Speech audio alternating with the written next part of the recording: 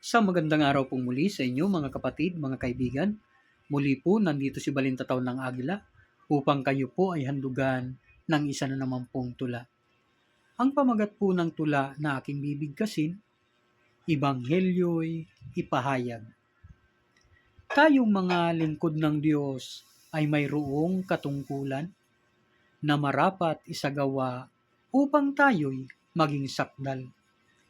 Di dapat baliwalain pagkat ito'y kautusan, ang gawaing pagmimisyon hindi dapat pabayaan. Bilang tayo'y kanyang sanga, ang magbungay katungkulan upang tayo'y manatiling sa puno ay nakaugnay. Marapat na ang sarili iukol sa Panginoon, ang dapat ipagpauna ang gawaing pagmimisyon. Huwag tayong mabalisa sa pagkait maiinom, lahat yan ay idadagdag pangako ng Panginoon. Kung tayo ay gumagawa sa gawain tumutulong, hingin mo ang nais hingin, sa atin ay itutugon.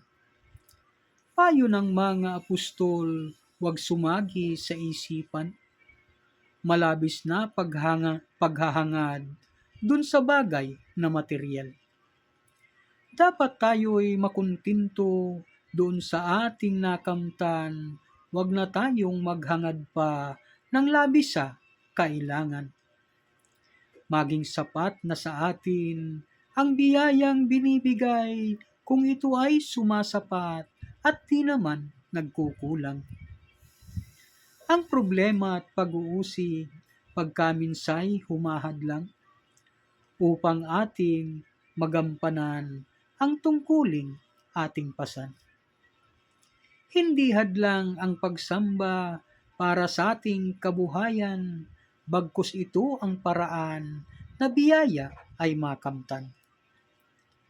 Huwag sanang sa paghiling lang nitong ating kailangan, hilingin din makatugon sa gawaing pag-aakay.